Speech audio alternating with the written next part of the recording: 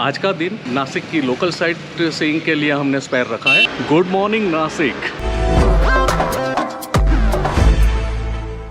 कपालेश्वर मंदिर के जस्ट नज़दीक में एक गली है जिसके अंदर जाने से सबसे पहले आता है गोरेराम का मंदिर। ये मंदिर बाहर से देखने को एक अलग ही अपनी खुद की इमेज बनाता है। जैसे बहुत ही पुराने स्टाइल से बनाया गया मंदिर है, पुराना मंदिर है। लकड़ी का कामकाज उसका जो भी है वो बहुत ही एक ख़ास तरह से अपना ध्यान खींचता है। गोरेराम मंदिर श्रीमंत मुथे द्वारा करीब 200 साल पहले बनाया गया था और पूरा स्ट्रक्चर टीक वुड से बनाया है। और ये पूरी बिल्डिंग हिंदुस्तानी आर्किटेक्चर का एक नायाब नमूना है। वाइट मार्बल से तराशी गई है राम जी की मूर्ति, इसलिए ये मंदिर को गोरेराम मंदिर कहा जाता है।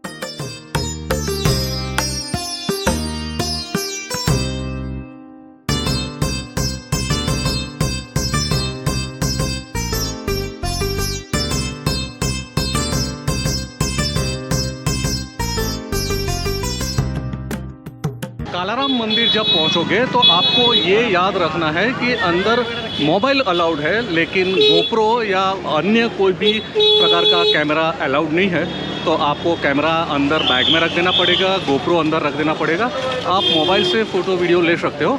और दूसरी एक ख़ास बात आपको ये याद रखनी है कि कालाराम मंदिर के ठीक सामने दीवार पे जो लोखंड की जाली वाला स्टैंड है, वहाँ पे आपको शूज़ निकालना है। शूज़ निकालने के लिए मंदिर के तरफ से यहाँ एक प्रॉपर फैसिलिटी दी गई है, उसका आप लाभ लीजिए।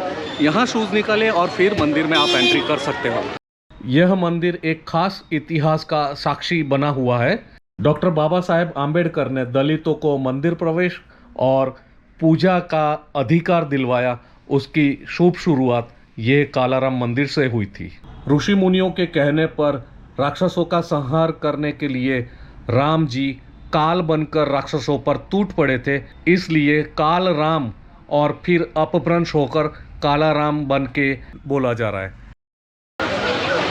गोरेराम मंदिर, कालाराम मंदिर और सीता गुफा, पंचवटी सब बहुत ही नज़दीक इलाके के अंदर स्थित है।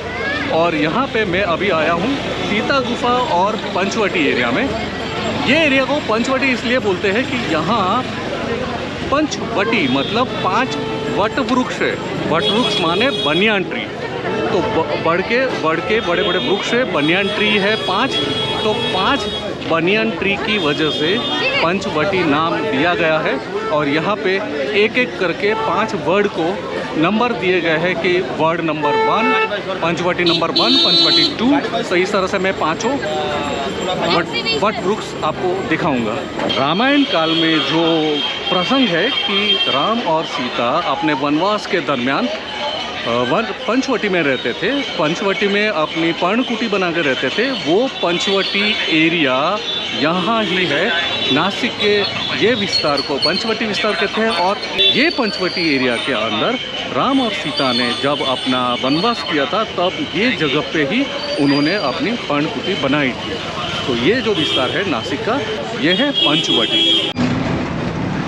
सीता गुफा के पास इतनी भीड़ है कि हम लोगों ने फिर सीता गुफा में जाने का अभी प्लान पोस्टपोन कर दिया है, क्योंकि बहुत भीड़ है, अंदर जाना खुद मुश्किल है। तो हम लोगों ने सीता गुफा अभी फ़िलहाल के लिए तो पोस्टपोन किया है। लेकिन वहाँ से पंचवटी से फिर तपोवन के लिए रिक्शा हायर की है। वो रिक्शा 200 या 300 रुपये के हिसाब से आपको मिल जाएगी। जिस तरह से आपको बंदा मिलता है, बार्गेन करते हैं, उस हिसाब से 200-300 में आपको रिक्शा मिल जाएगी। वो पंचवटी से तपोवन तक आते हुए कम से कम 10-11 पॉइंट्स जो है वो लोग कार्ड पे लिख के रखते हैं। वो 10-11 पॉइंट पे आपको ले जाते हैं, दिखाते हैं। गाइड का भी काम करते हैं। रिक्शा वाले जो भाई साहब हैं वो गाइड का भी काम करके आपको सब हिस्ट्री बताएंगे और एक एक जगह पे आप जाके आराम से देख पाओगे। तो ये एक अच्छी सुविधा है।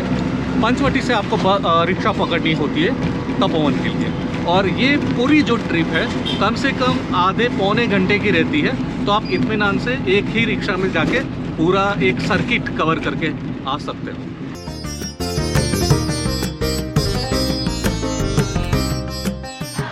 तो तो ये जो जगह है, यहाँ वनवास के दरमियान प्रभु श्री राम और माता सीता ने अपनी कुटिया बनाई थी और यहाँ पे वनवास के दौरान वो लोगों का रहना हुआ था।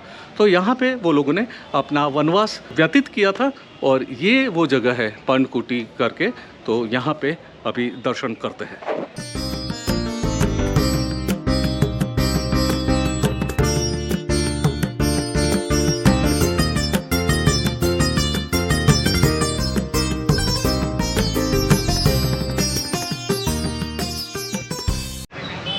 तो जी ये स्थानक का महत्व ये है कि यहाँ से कहा जाता है कि सीता मैया का अपहरण हुआ था और रावण, दुष्ट रावण यहाँ से सीता जी को किडनैप करके ले गए थे।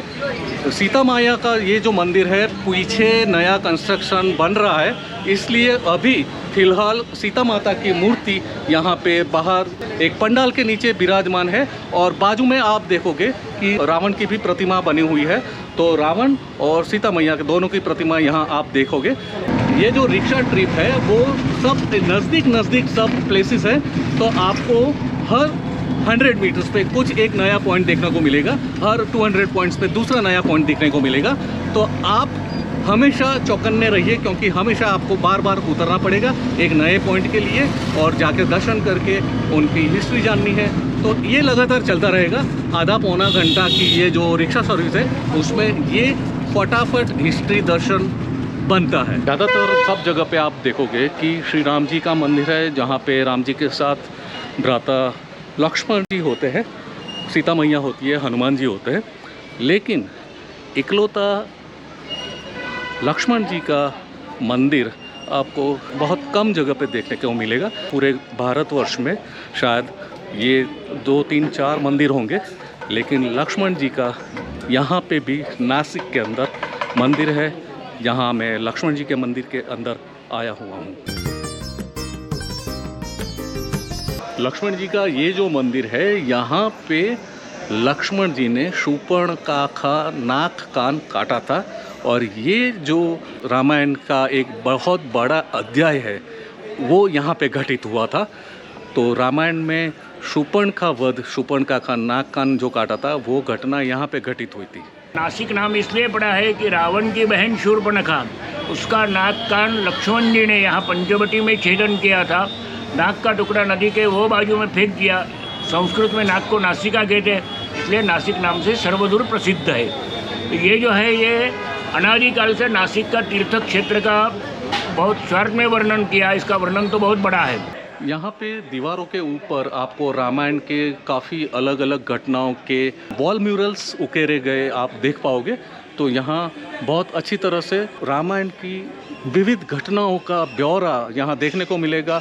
यहाँ पे है शबरी के झूठे बैर खाते हुए राम जी और राक्षसों का वध करते हुए राम और लक्ष्मण, और मारीच जब सुवर्ण मृग का रूप लेकर आया था तो वो पूरी घटना दिखाई गई है। लास्ट में रिक्शा आपको यहाँ पे छोड़ती है जहाँ कपिला गोदावरी संगम नाम की जगह है और ये जगह थोड़ा रॉकी स्कल्पचर्स के साथ बहती हुई नदी वाला पूरा एरिया है। बैकग्राउंड में आप देखोगे काफ़ी रॉकी एक टेरेन है और रॉकी टेरेन के बीच कपिला और गोदावरी का संगम है। ये जगह का नाम है तपोवन। ये राम भगवान सीता माता जी का दर्शन। यहाँ पर 3 भगवान इधर खड़े हुए थे, ब्रह्मा विष्णु और महेश। 3 भगवान के चरण लगने से 3 तीर्थ है, 3 कुंड है इधर। यही 3 भगवान को साक्षी मान के इधर सीता माता ने अग्नि में प्रवेश किया था। ये अग्नि कुंड है जो रावण लेकर गए। सीता माता का मायावी रूप रावण लेके गए पंचवटी सीता गुफा से, और सीता माता का असल रूप 3 भगवान के सामने अग्नि में गुप्त रखा था। ये अग्नि कुंड है। ये बीच में वाला मुक्ति कुंड सीता माता जी की स्नान करने की जगह है। कपिल ऋषि तप करके लाए कपिला नदी और त्र्यंबकेश्वर से आती गोदावरी 2 नदी का पीछे संगम होता है। जल लेना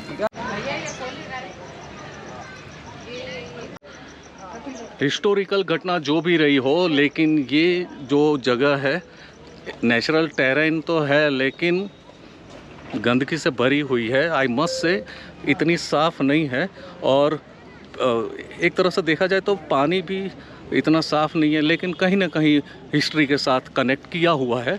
तो आपको अगर हिस्ट्री में इंटरेस्ट है, हिस्ट्री को आप मानते हो, तो ये जगह पे आके वो हिस्ट्री को फॉलो करो। अदरवाइज़ ये जगह इतनी साफ़ नहीं है, पूरी गंदगी छाई हुई है। ये जगह मुझे इतनी पसंद नहीं आई। कपिला और गोदावरी नदी का संगम है, लेकिन गंदगी से भरा हुआ है। इतना साफ़ पानी जो हम एक्सपेक्ट कर रहे हैं उतना साफ़ तो बिल्कुल नहीं है।